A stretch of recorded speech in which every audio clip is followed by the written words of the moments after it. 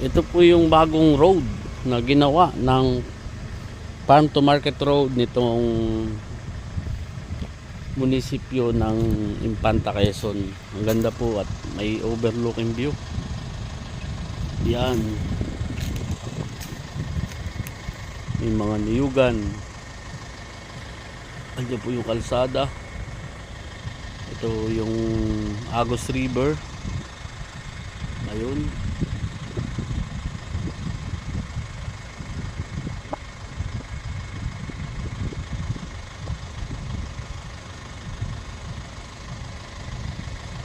Andiyan po yung ano, yung titulado, mga titulado.